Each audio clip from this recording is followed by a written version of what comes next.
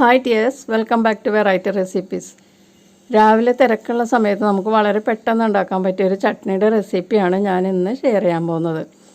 ഇത് ചപ്പാത്തി, പൂരി, പിന്നെ ദോശ, ഇതിനൊക്കെ നല്ലൊരു കോമ്പിനേഷനാണ്. പിന്നെ ഇത് ചോറിൻ്റെ കൂടെയും കഴിക്കാം. 3 ഇൻഗ്രീഡിയൻസ് മാത്രമേ ഉള്ളൂ ഇതുണ്ടാക്കാനായിട്ട്. നമുക്ക് വളരെ എളുപ്പത്തിൽ ഇതുണ്ടാക്കാം. അപ്പോൾ ഇതെങ്ങനെയാണ് ഉണ്ടാക്കുന്നതെന്ന് നോക്കാം. ഞാനിവിടെ തക്കാളി ചട്നിയാണ് ഉണ്ടാക്കുന്നത്. അതിന് 2 വലിയ സവാള ഇതുപോലെ ചോപ്പ് ചെയ്തത് വേണം. പിന്നെ ഒരു 400 ഗ്രാം തക്കാളി എടുത്തിട്ടുണ്ട്. ഒരു 3 വലിയ പച്ചമുളക് എടുത്തിട്ടുണ്ട്. എരിവിനുള്ള പച്ചമുളകാണ്. പിന്നെ ഈ തക്കാളി ഒന്ന് മിക്സിയിൽ നന്നായിട്ടൊന്ന് ക്രഷ് ചെയ്തെടുക്കണം. പാൻ ചൂടായി കഴിയുമ്പോഴേക്കും അതിലേക്ക് നമുക്ക് എണ്ണ ഒഴിച്ചു കൊടുക്കാം. ഞാൻ വെളിച്ചെണ്ണയാണ് കേട്ടോ ഉപയോഗിച്ചിരിക്കുന്നത്. പിന്നെ സൺഫ്ലവർ ഓയിലോ അല്ലെങ്കിൽ വേറെ ഏതെങ്കിലും റിഫൈൻഡ് ഓയിലും ഉപയോഗിക്കാവുന്നതാണ്. എണ്ണ നന്നായിട്ട് ചൂടായി കഴിയുമ്പോഴേക്കും ഇതിലേക്ക് 1 ടീസ്പൂൺ കടുക് ചേർത്ത് കൊടുക്കാം. കടുകൊന്ന് പൊട്ടിക്കഴിയുമ്പോഴേക്കും അതിലേക്ക് കുറച്ച് വേപ്പില ചേർത്ത് കൊടുക്കാം. വേപ്പില ഒന്ന് പൊട്ടിക്കഴിയുമ്പോഴേക്കും അതിലേക്ക് നമ്മൾ ചെറുതായി ചോപ്പ് ചെയ്ത് വെച്ചിരിക്കുന്ന സവാള ചേർത്ത് കൊടുക്കാം. എന്നിട്ടൊന്ന് വഴറ്റി കൊടുക്കുക. സവാള ഏകദേശം തക്കാളിയുടെ പകുതിയോളം കാണും കേട്ടോ, പകുതി ക്വാണ്ടിറ്റി ഉണ്ടാകും. എന്നിട്ട് ഇതൊന്ന് വഴറ്റി കൊടുത്തതിന് ശേഷം ഇതിലേക്ക് പച്ചമുളക് ചേർത്ത് കൊടുക്കാം.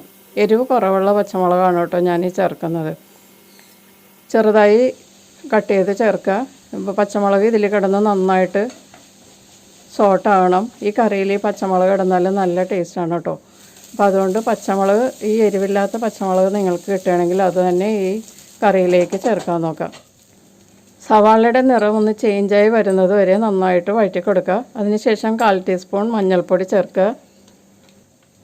പിന്നെ ഇതിലേക്ക് 1 ടീസ്പൂൺ കാശ്മീരി ചില്ലി പൗഡർ ചേർക്കുക. എന്നിട്ട് നന്നായിട്ടൊന്ന് വഴറ്റി കൊടുക്കുക. കൂടുതൽ എരിവ് ഇഷ്ടമുള്ളവർക്കാണെങ്കിൽ അത് റെഡ് ചില്ലി പൗഡർ ചേർത്താലും മതിയാകും.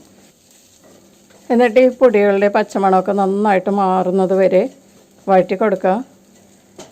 സവാളയും പച്ചമുളകും മഞ്ഞൾപ്പൊടി, മുളക് പൊടി, ഇത്രയും സാധനങ്ങളാണ് നമ്മളിതിലേക്ക് ചേർത്തത്.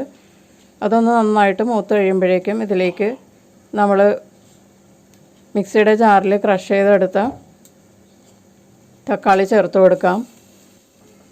മിക്സിയുടെ ജാറിൽ നന്നായിട്ട് ക്രഷ് ചെയ്തെടുത്താണ്. അപ്പോൾ കുറച്ച് പേസ്റ്റായിട്ടും ഉണ്ടാവും, കുറച്ച് കഷ്ണങ്ങളായിട്ടും ഉണ്ടാവും.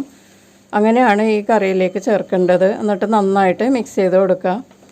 ഗ്രേവിയുമായിട്ട് നന്നായിട്ട് മിക്സ് ചെയ്ത് കൊടുത്ത് നന്നായിട്ട് തിളച്ച് വരുമ്പോഴേക്കും ഇതിലേക്ക് ആവശ്യത്തിനുള്ള ഉപ്പ് ചേർത്ത് കൊടുക്കുക.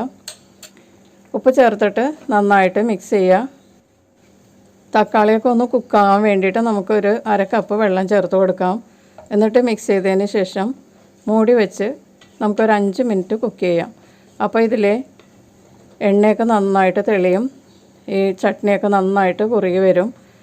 ആ പാകം വരെ നമുക്കിതൊന്ന് ഇളക്കി കൊടുത്ത് മൂടി വെച്ചിട്ട് ഒരു 5 മിനിറ്റ് ലോ ഫ്ലെയിമിൽ കുക്ക് ചെയ്യാം.